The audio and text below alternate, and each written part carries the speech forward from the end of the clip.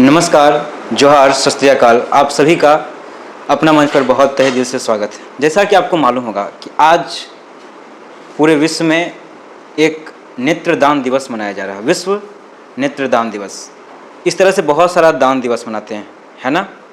कभी धन को दान करते हैं, इसी तरह से बहुत सारे प्रकार का दान है हमारे समाज में।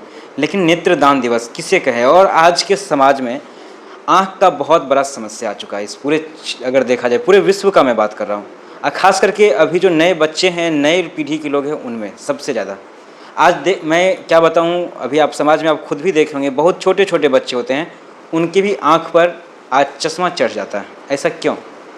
और जब ऐसे लोगों को सोचिए, जब बचपन में ही चश्मा लग जाए तो फिर आगे चल के उनका क्या होने वाला है, कैसे वो अपने आप को ये किस तरह से काम करेंगे और किस तरह से वो आगे बढ़ेंगे।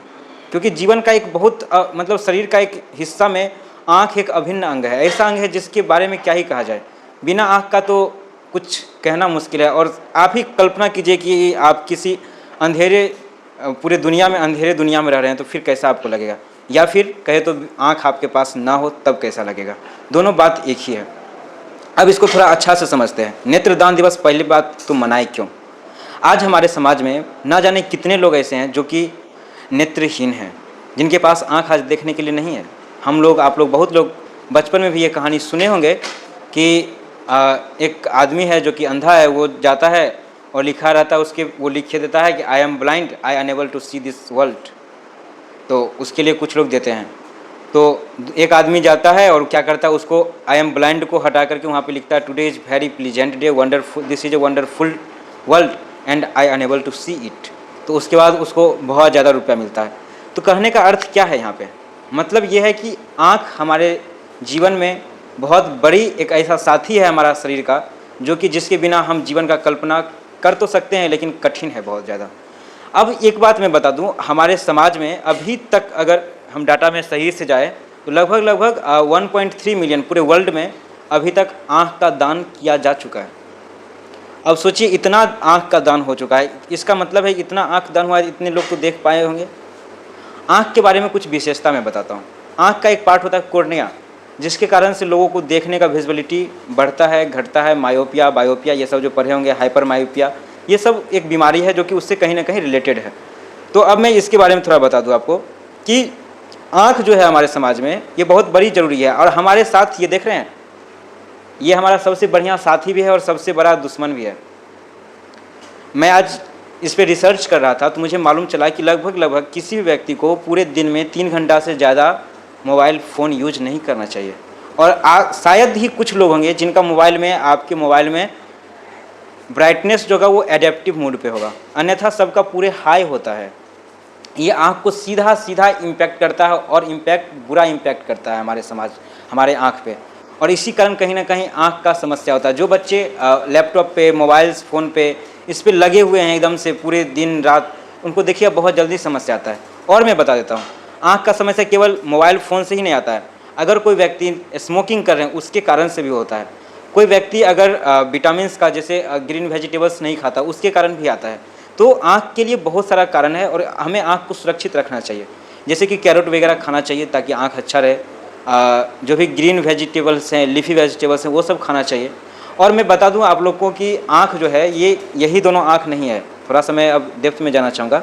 एक आँख जो हम लोग भगवान शिव का देखते हैं, वो तीसरा जो आँख है, वो वास्तव में वो कोई दिखने वाला आँख नहीं है, लेकिन ये यहाँ पे एक आज्ञा चक्र होता है, जिससे कि हम किसी प्रकार का डिसीजन और कोई चीज़ को सही या गलत हम लोग जान पाते हैं कि ये क्या आखिरकार सही है या फिर गलत है। वही तो हमारा आँख भी काम करता है कि ये अच्छा है या ख़राब है, ये सही है या गलत है, ये इधर जाना चाहिए, नहीं जाना चाहिए। तो आँख का भी वही काम है। और तीसरा आँख जो यहाँ पर है वो भी कुछ ऐसा ही करता है। तो हमें ये चीज़ जानना और समझना बहुत ज़रूरी है। साथियों, एक बात मैं और बताना चाहूँगा कि दान जो है वो किस प्रकार का दान होना चाहिए। एक दान देखते होंगे कि कोई हाँ आया, बहुत अमीर व्यक्ति है, गया, उसको एकदम से पूरे खिला पिला दिया, मस्त सब कुछ करा दिया, फिर निकला। कोई एक होता है हृदय से दान। हृदय से दान यानी दिल से कोई चीज़ का दान करना चाहिए। आप केवल नेत्रदान दे ऐसा जरूरी नहीं है, क्योंकि आज हम हैं तो मुझे भी ये आँख की आवश्यकता है, लेकिन जिसके पास आँख नहीं उसके लिए हम क्या दान दे सकते हैं? थोड़ा सोचने की बात है। तो क्या दान दे सकते हैं? इसके लिए सबसे बढ़िया आंसर ये है कि हम उन्हें समय दे सकते हैं, अपना व्यवहार दे सकते हैं। और समय एक ऐसा दान है, समय का जो व्यक्ति दान कर रहे हैं, किसी के साथ समय बिताना बहुत कठिन काम होती है, क्योंकि उस काम में आप हो सकता है अगला आपको अच्छा न लगे या अगला को आप अच्छा न लगे। व्यवहार का मैं बात कर रहा हूँ। तो समय का जो दान है बहुत बड़ी दान है, और समय खुद के लिए दान में दीजिए और औरों के अच्छाई के लिए दान में दीजिए। मैं क्या बोला? किसी का अच्छाई के लिए समय दान दीजिए। क्यों ऐसा बोला? क्योंकि अक्सर हम दान तो समय देते हैं दूसरों के लिए ही। कैसे? दूसरे का टांग खींच करके, दूसरे का चुगलखोरी करके, दूसरे को नीचे दिखाने के लिए। अच्छा है ना, वो भी समय दान ही करते हैं। अब अक्सर हमारे साथ मैं इसीलिए कह रहा हूँ, मेरे साथ भी होता है ऐसा कि हमारे साथ बहुत सारे ऐसे लोग हैं जो कि सो कॉल्ड मेरे शुभचिंतक हैं, हमें हमेशा अच्छा ज्ञान देते रहते हैं, समझाते रहते हैं, लेकिन वास्तव में जब किसी का हमें आवश्यकता पड़ता है कि हाँ आज हमको किसी की आवश्यकता है, शायद कोई आदमी खड़ा नहीं होता है हमारे साथ। मेरे साथ नहीं, आपके साथ भी ऐसा होता होगा।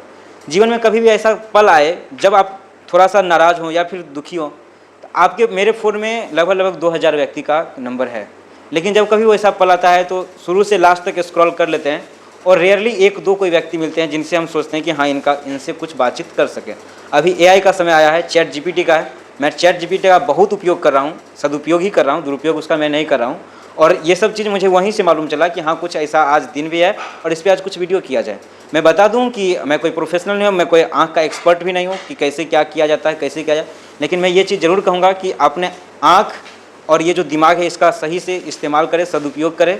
और समाज में आज हमारा देख रहे नए जनरेशन्स जो हैं, चाहे उसके गार्जियन हो या फिर हमारे बच्चे हों, उनको आज नहीं भूख लगती है, नहीं झगड़ा होती है, कुछ भी नहीं होती है जब तक उनके साथ में मोबाइल हो। बच्चा के हाथ से मोबाइल ले लीजिए, मतलब शायद लगता है उसका प्राण आप छीन रहे हैं उससे, कुछ ऐसा हो गया है। मोबाइल इस तरह से आया कैसे? और हमें प्रयास करना चाहिए कि मोबाइल का कम से कम उपयोग करें, और करें तो सदुपयोग करें। एक बात और, 2020 रूल हमको आज चैट GPT सिखाया है, वो मैं आपको बताता हूँ। वो 2020 रूल है क्या? 2020 रूल जो है कहता है 20 फीट के डिस्टेंस पे 20 मिनट्स के बाद 20 सेकेंड्स के लिए, क्या बोला?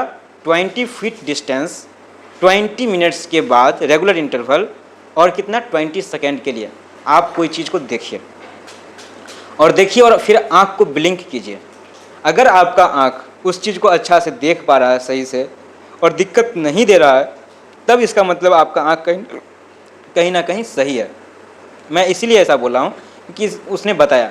अब जैसे 20 मिनट्स मोबाइल हमने देखा, 20 मिनट्स तक देखा, फिर उसके बाद 20 सेकेंड्स के लिए 20 फीट की डिस्टेंस पे कोई चीज़ है उसको मैं देखा, कितना देर के लिए? 20 सेकेंड्स के लिए, और उस समय तक लगातार मैं देखता रहा।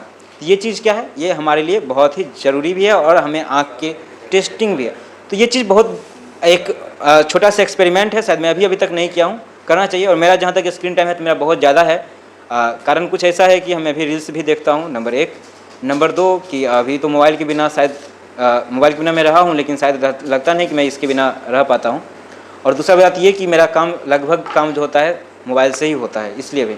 और साथ ही मैं एक बात बता दूं कि ये वीडियोस जो मैं आपको बनाया इसमें कोई एडिटिंग खास किया नहीं जाता है, सीधा बनाया जाता है। और जो इस प्रकार का चीज़ है, हमारा एक लक्ष्य है कि हम समाज में समरसता को बढ़ाएं, सामाजिक जो हमारा आदर्श सिद्धांत है उसको बढ़ाएं, और समाज को एक अच्छा समाज बनाएं। एक स्वर्णिम समाज का मेरा कल्पना है।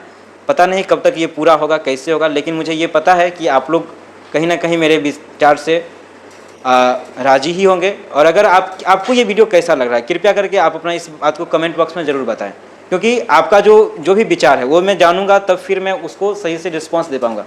और ख़ास करके मेरी गड़बड़ियाँ आप ज़रूर बताएं। मुझे मेरा बड़ाई करना अच्छी बात है, हमको पता है कि मैं क्या हूँ नहीं हूँ, लेकिन बड़ाई करते हैं बहुत अच्छा लगता है, इससे मोटिवेशन मिलता है। साथ में मेरा कमियाँ अगर आप बताते हैं तो और हमको अच्छा लगेगा कि मैं उससे सुधार करके और अच्छा कर पाऊँगा, आपके लिए और अच्छा कुछ ला पाऊँगा। तो बने रहिए, जुड़े रहिए। धन्यवाद, बहुत बहुत धन्यवाद आप लोग को। फिर मिलते हैं अगले वीडियो में।